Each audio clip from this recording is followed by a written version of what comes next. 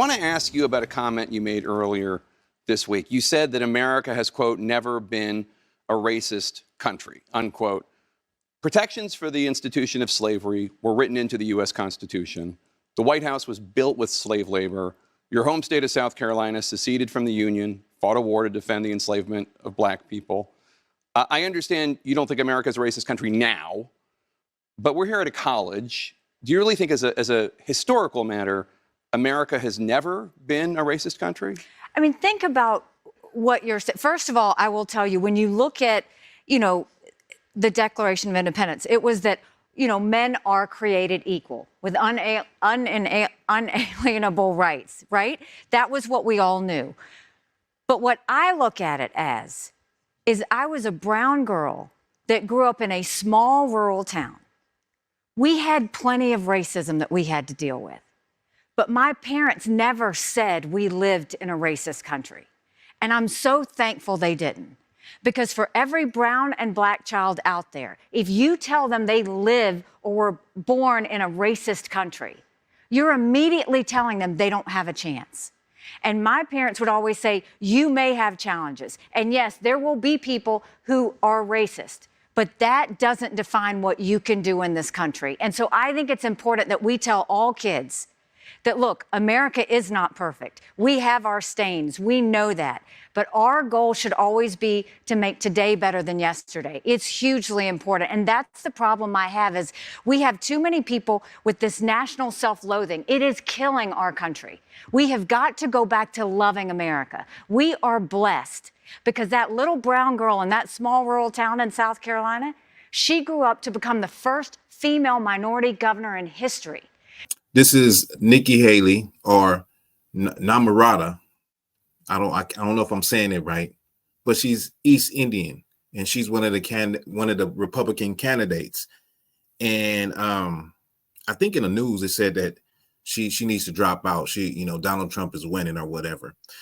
But this went viral like a week ago by her saying that America was never racist, and you just heard what she just said. Now I just want to bring out some points, and you can't be surprised at the delusion of these people. Now, her claim was that she's a brown girl. She's East Indian. She said America was never racist, but then she proceeded to talk about racism that was in the town she grew up at and the racism that does exist in America. So I don't even understand. Like it didn't make any sense what she just explained. She explained racism. She could pass for a white woman. That's why she changed her name. She changed her name because of racism, because racism does exist. So she changed her name from her traditional type of name, East Indian name, to an American name. You know what I mean? And people need a real history lesson. What you forgot, that the founding fathers had slaves? You forgot that what happened to the Native American Indians, Manifest Destiny? Did you forget about what happened to the Mexicans, the Texas Rangers massacring them? Did you forget about what all the different black towns that were burnt down after slavery, after, quote unquote, when men were created equal and everybody's supposed to be on an equilibrium and everybody's supposed to be able to do, live their destiny and have the American dream? Have you forgot about all of those towns that was burnt down by racism? All of those brothers and sisters that were lynched by racism? I mean, I can go through history. You forgot about Jim Crow? They must have forgot. They must have forgot about, all of the horrible acts of terrorism that has happened to black and brown people at the hands of racism, at the hands of white Americans. This is historical fact, but they want us to forget. They want us to tell our children, you know what? It never happened. That's critical race theory. They want to paint this picture that, you know what, we're a great country. But at the same time, they have never apologized for those crimes. They have never repatriated the people that have suffered the most in America. And then they say, don't talk about it.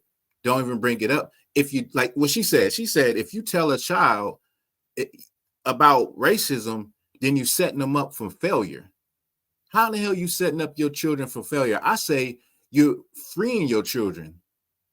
You're freeing your children from a slave mentality when you do tell them the truth, when you do tell them what time it is. And when you don't tell them what time it is, if you don't tell a Black child what time it is, that racism exists, they'll find themselves in a situation like the situation with the sister that ended up at the bottom of a pool. She was dating a white guy that was at a party, and somehow she ended up at the bottom of a pool, and nobody knew what happened.